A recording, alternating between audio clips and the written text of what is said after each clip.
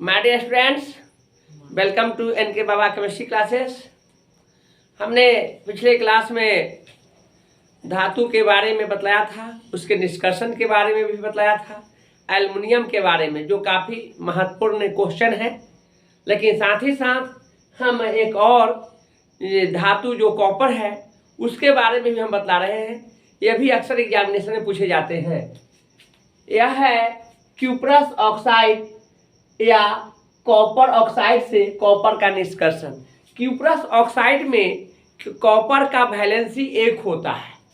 Cuprous oxide में copper का संयोजकता या वैलेंसी 1 होता है, तो उसे कॉपर ऑक्साइड यानी कॉपर पर 1 संयोजकता के कारण होगा। और इसके निष्कर्षण कैसे होंगे इसके बारे में हम बतलाने जा रहे हैं।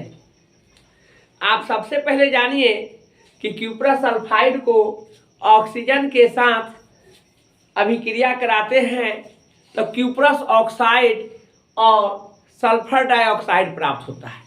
तो क्यूप्रस ऑक्साइड से कॉपर का निष्कर्षण के लिए हम क्या किए कि क्यूप्रस सल्फाइड को कॉपर के साथ अभिक्रिया के ऑक्सीजन के साथ अभिक्रिया करा करके क्यूप्रस ऑक्साइड पहले प्राप्त किए। और क्यूप्रस ऑक्साइड को क्या कहते हैं कि कोक कहने का मतलब कार्बन, कोक कहने का मतलब कार्बन होता है।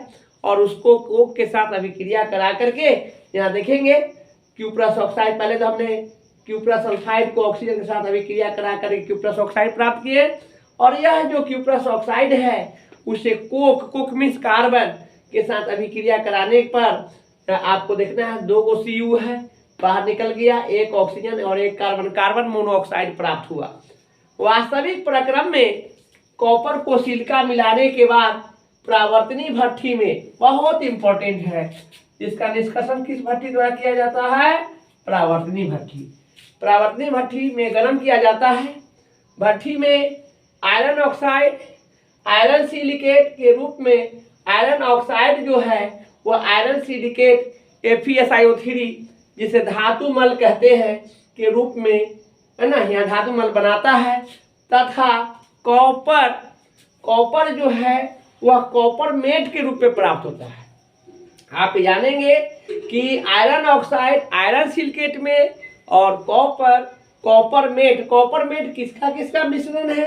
तो आप जानेंगे कि कॉपर मेट जो होते हैं वह Cu2S और Fe दोनों को मिलाने से वह कॉपर मेट बनता है, जो हमने चर्चा भी किया है। बनता है कॉपर मेट में क्या क्या रहता है? Cu2S तथा Fe होते हैं। अब आप जानेंगे कि यह आयरन ऑक्साइड, आयरन का जो ऑक्साइड है, हमने लिखा है आयरन ऑक्साइड को किसके साथ, सिलिकन के साथ जो है, आप सिलिकन डाइऑक्साइड SiO2 के साथ अभिक्रिया कराते हैं तो FeSi ऑक्सीजन 2 FeSiO3 जिसे धातु मल कहते हैं, धातु मल के रूप में प्राप्त होता है। तो आपसे पूछा जाएगा कि धातु मल का फार्मूला क्या है, तो आप कहेंगे आयरन सिलिकेट FeSiO3। इसके बाद कॉपर मेट को सिलिका परत चढ़े परिवर्तक में भर दिया जाता है।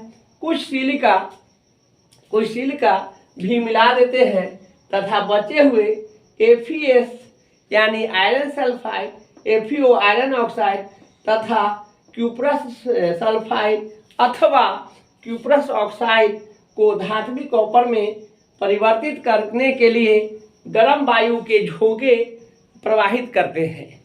जैसे ही गर्म वायु के झोंके प्रवाहित करते हैं तो यह 4 स्टेप में यह संपन्न होता है। यह है आयरन सल्फाइड को ऑक्सीजन के साथ अभिक्रिया कराते हैं तो आयरन ऑक्साइड और सल्फर डाइऑक्साइड प्राप्त होता है। यह प्राप्त आयरन ऑक्साइड को सिलिकन डाइऑक्साइड के साथ अभिक्रिया कराते हैं तो आयरन सिलिकेट जिसे धातु मल कहते हैं वह प्राप्त होता है।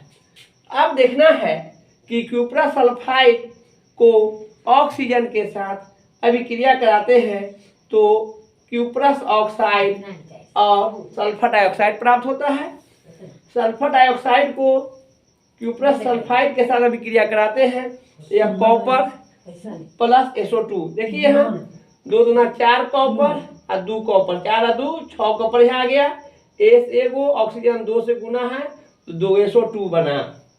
तो इस तरह से कॉपर से सल्फर डाइऑक्साइड जो है प्राप्त ठोस कॉपर से SO2 निकलने के कारण SO2 सल्फर डाइऑक्साइड गैस निकल जाने के कारण वह फफोलेदार कॉपर हो जाता है। फफोलेदार का मतलब कुप्पा हो जाना, बीच बीच में फूल जाता है ना, उसी को हम फफोलेदार कहते हैं, ब्लिस्टर्ड कहते हैं। ब्लिस्टर्ड जो है इसका अंग्रेजी में एक नाम है, इंग्लिश नेम है, लेकिन हिंदी में उसे फफोलेदार कॉपर कहते हैं। तो फफोलेदार कॉपर प्राप्त हुआ। आप देखेंगे प्राप्त ठोस कॉपर सल्फर डाइऑक्साइड के निकलने के कारण फफोलेदार दिखाई देता है, यानी कुप्पा जैसा दिखाई देता है। तो इसलिए इसे फफोलेदार तांबा हिंदी नाम है, अंग्रेजी में कॉपर कहते हैं, है ना। तो फफोलेदार तांबा या ब्लिस्टर्ड कॉपर कहते हैं।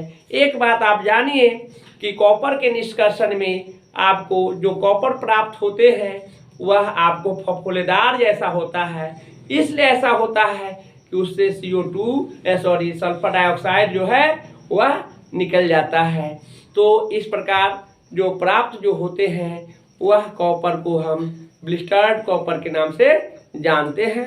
और इस तरह से क्यूप्रस सल्फाइड से कॉपर का निष्कर्षण होता है। तो यह भी बहुत ही इंपॉर्टेंट क्वेश्चन है, इसको ध्यान में रखेंगे। सबसे पहले आप ब्लिस्टर्ड कॉपर की बात करेंगे तो यह ब्लिस्टर्ड कॉपर जो होते हैं फफोलेदार कॉपर होते हैं, पहली बात। दूसरी बात कॉपर मेट की बात करते हैं, वो भी काफ़ी इंपॉर्टेंट जो हमने चर्चा किया है। और यह किस भट्ठी से प्राप्त किया जाता है, तो परावर्तनीय भट्ठी से प्राप्त होता है। तो इस प्रकार एग्जामिनेशन के लिए काफ़ी महत्वपूर्ण है, इसको ध्यान में रखेंगे। एक क्लास और मैं लूँगा, वह कल रहेगा। कल का क्लास जो आयरन को कैसे हम निष्कर्षण करते हैं आयरन ऑक्साइड से, वो भी बहुत महत्वपूर्ण होगा। तो आप इस बात को जानेंगे कि हमने एल्युमिनियम पढ़ाया जो काफ़ी महत्वपूर्ण है, उसके बाद कॉपर की चर्चा किया, ये भी बहुत इम्पोर्टेंट है, और एक आयरन भी पढ़ा देंगे हम, ताकि इस चैप्टर से आने वाला सभी क्वेश्चन आपसे बन जाए। और बहुत है तो छोटा चैप्टर, लेकिन बहुत महत्वपूर्ण है। तो आज के लिए मैं इतना ही रखता हूँ।